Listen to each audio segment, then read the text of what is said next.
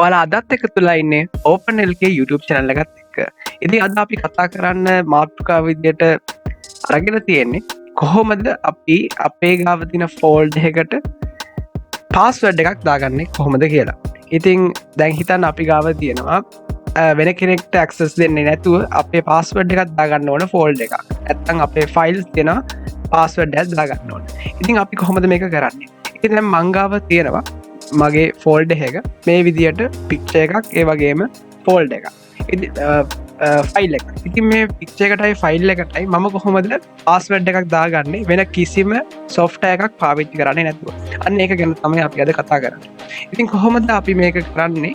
ඉතින් අපි පටන් ගන්නිද්දිම මුලින්ම අපි පළවෙනි ස්ටෙප් එක තමයි මවුස් එකේ රයිට් ක්ලික් කරාම මේ විදියට ඩයලොග් බොක්ස් එකක් ඕපන් වෙනවා. මේ ඩයලොග් බොක්ස් එකේ ගියාම අපිට එනවා new කියලා. ඉතින් මේ new කියෝ මේ විදියට එන එකෙන් අපිට පුළුවන් මෙන්න මේ විදියට ටෙක්ස්ට් ડોකියුමන්ට් කියන එකට යන්න. ඉතින් මේ ටෙක්ස්ට් ડોකියුමන්ට් එක ක්ලික් කරාම අපිට එනවා මෙන්න මේ විදියට අලුතින් අපේ new ටෙක්ස්ට් ડોකියුමන්ට් එක ක්‍රියේට් කරලා. ඉතින් අපිට මේ new ටෙක්ස්ට් ડોකියුමන්ට් එකට අපිට කැමති නමක් දෙන්න පුළුවන්. මම දෙන්නම් ලොක් කියලා.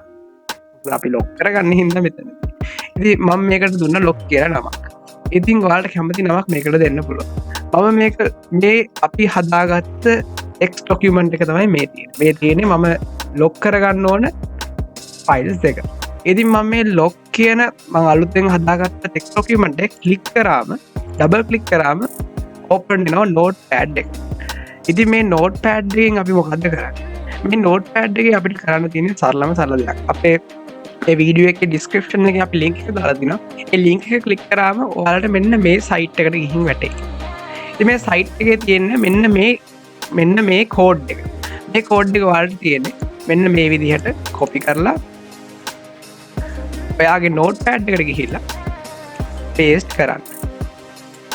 පේස්ට් කරාම ඔයාලට මෙන්න මේ කෝඩ් එක ඔයාගේ නෝට්පෑඩ් එකට ඇවිල්ලා තියෙනවා. ඉතින් ඔයාලට ඊළඟට තියෙන්නේ මෙන්න මේ විදිහට if not pass your password go to fail කියලා ඔයාගේ කෝඩ් එකේ ඇති. ඉතින් ඔයාට ඕන password එක තමයි මෙන්න මෙතන ඔයාගේ your password එක වෙනුවට ගහ ගන්න ඕන. ඉතින් දැන් මම your password එක වෙනුවට මගේ password එක ගහ ගන්න යනවා. මම ගහනවා lock 1 2 3 කියලා. ඉතින් ඊළඟට අපිට කරන්න තියෙන්නේ මේ notepad එකේ ෆයිල් වලට ගිහිල්ලා save as යනවා. ඉතින් මේ save as ක්ලික් කරාම අපිට මෙන්න මේ විදිහට ඩයලොග් බොක්ස් එකක් තමයි ඕපන් වෙන්නේ. මෙන්න මේ ඕපන් වෙන ඩයලොග් බොක්ස් එකේ ෆයිල් නේම් එක විදිහට අපි කලින් දීපු ලොක් කියලා ලොක් එක තියෙනවා. ඉතින් මේ ලොක් කියන එකට අපිට දැන් මේක සේව් කරන්න ඕන ටෙක්ස්ට් ડોකියුමන්ට් එකක් විදිහට නෙවෙයි මෙතන බැච් ෆයිල් එකක් විදිහට. අපි කොහොමද මේක බැච් ෆයිල් එකක් කරගන්නේ?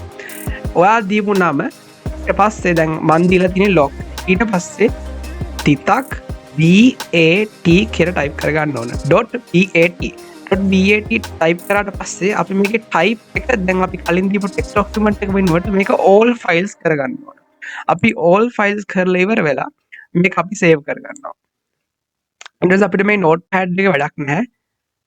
ඊළඟට අපිට තියෙනවා මේ විදිහට අපේ ෆෝල්ඩර් එක. ඉතින් මේ ෆෝල්ඩර් එකේ අපි මුලින්ම හදාගත්ත ටෙක්ස්ට් ડોකියුමන්ට් එක තමයි මේ තියෙන්නේ. මේ තමයි අපේ batch file. Windows batch file මේ තියෙන්නේ. ඊට පස්සේ දැන් අපිට මේ ටෙක්ස්ට් ලොක් ડોකියුමන්ට් එක නම් වැඩකුත් නෑ අපි ඩිලීට් කරලා දාමු.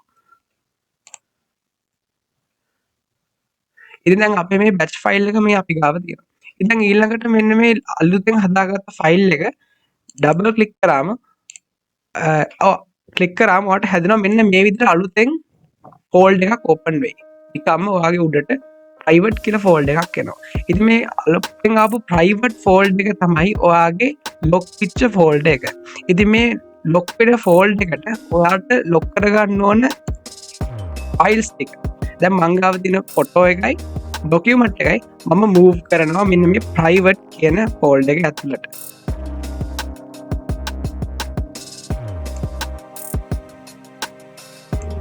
හරි. දැන් මේක තියෙන්නේ private කියන ෆෝල්ඩර් එක ඇතුලේ. මම ලොක් කරගන්න ඕන ડોකියුමන්ට්ස් ටික මෙන්න මේ private කියන ෆෝල්ඩර් එක ඇතුලේ තමයි දැන් තියෙන්නේ. දැන් තියෙන්නේ අපිට ආයෙසරක් මෙන්න මේ ලොක් කියන අපේ batch file එක ටික් කරන්න. ඊට පස්සේ මෙන්න මේ විදිහට එකක් ඕපන් වෙනවා ඩයලොග් එකක්. ඒ command prompt එකේ. ඊට පස්සේ ඔයාලගෙන් අහනවා are you sure to lock this folder කියලා. ඊළඟට ඔයාලට කරන්න තියෙන්නේ කැපිටල් Y ගහලා එන්ටර් ගහන්න. කැපිටල් Y ගහලා එන්ටර් ගහපු ගමන්ම ඔයාගේ ෆෝල්ඩර් එක කාටවත් හොයාගන්න නෑ ලොක් වෙලා.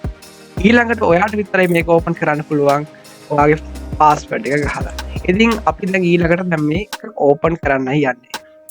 ඉතින් දැන් අපි මේක ලොක් කියන එක ක්ලික් කරාම ඔයාගෙන් අහනවා enter password to unlock your secure folder. ඉතින් අපි ගහන්න යන්නේ අපේ පාස්වර්ඩ් එක. lock 1 2 3. ඊට පස්සේ අපි enter කරනවා. ඊට පස්සේ ඔන්න අපේ ආයේ අලුතෙන් අපේ unlock වෙලා අපේ private folder එක ආයේ පේනවා.